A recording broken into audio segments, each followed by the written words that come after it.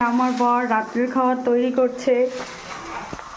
এই যে এখানে পরোটা ভাজছে আমার বরের খাওয়ার জন্য, আর এখানে রুটি করা হয়েছে আমার ছেলে আমাদের জন্য।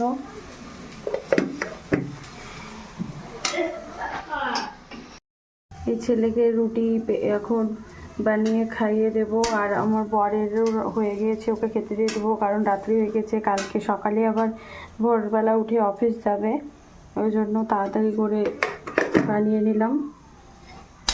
বানিয়ে দিলাম না, আমার বর বানাচ্ছে। আমার বরকে খেতে দিয়ে দিয়েছি। এই যে এদিকে ছেলের খাবারও নিয়ে নিয়েছি। এই যে ছেলে চেষ্টা করছে খাওয়ার জন্য।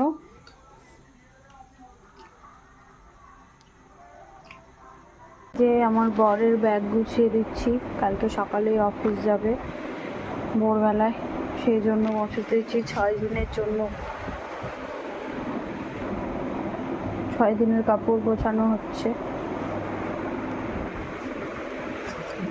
6 দিন পরে আবার আসবে। বরের ব্যাগ গোছানো হয়ে গেল, সব কাজটা এদিকে কমপ্লিট হয়ে গেছে। সবাইকে গুড নাইট, টাটা। সবাই ঘুমিয়ে পড়ো এবং ভালো ভালো স্বপ্ন দেখো। গুড নাইট, টাটা, আবার কালকে দেখা হবে।